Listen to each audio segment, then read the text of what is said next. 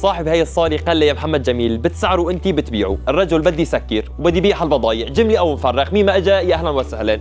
قمت انا صرت سعر على كيفي، اللهم صل على الحبيب محمد. هيك فستان قطعتين سعرته بسعر 200 ليره تركي فقط لا غير. طبعا في منه تعشف لما يقطع قطعتين ليك ليك ليك على الكميات، عرفت علي؟ ولكن الرجل بدي يسكر هالبضعه، بدي يصفيها. هيك باقي فساتين ب 150 ب 200 ب 150 ليره تركي ب 200، طبعا فوق ب 200 ليره تركي.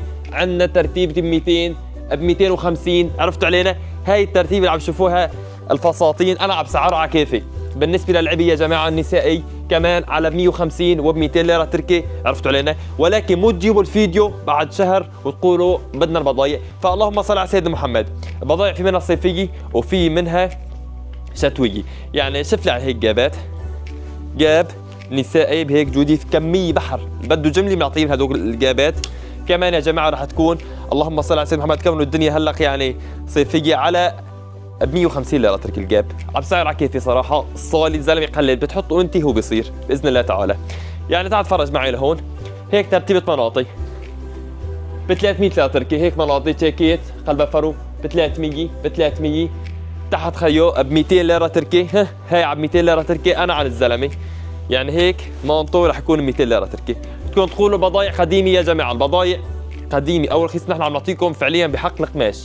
وهي التشكيله، تعال تفرج معي. بالنسبه للصاله فيها شغلات كثير حلوه. فتح الصاله، اغلى قطعه عندنا ضمن هي الصاله رح تكون بسعر 300 ليره تركي، ما عندنا شيء ب 350.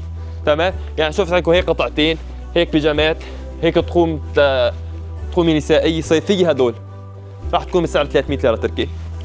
على 300 ليره تركي، روح سوقهم بالسوق عم ينباعني ب 400 و500 ليره تركي، ولكن سعر رخيص كرمال بدنا نبيع بسرعه، عرفتوا علينا يا جماعه؟ هاي التشكيله اللهم صل على الحبيب محمد.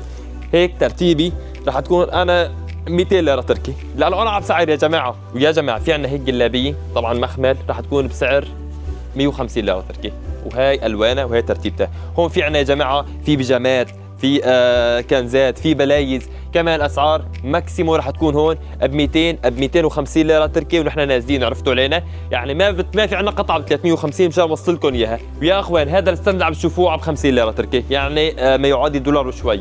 وهي ترتيب الفساتين رح تكون كمان كلياتها تقريبا من 100 لل 150 ليره تركي ماكسيمو. وعندنا هيك ترتيب بلايز نسائي كمان على بسعر 50 ليره تركي. يعني بضايع يا جماعه بس بدها كوي لانه كانت محطوطه ومضبوبه. وفي عنا هذا الستاند يا جماعه طبعا في هيك ترتيبي شتويه، رح تاخذوا اي قطعه ضمن هذا الستاند على ب 100 ليره تركي.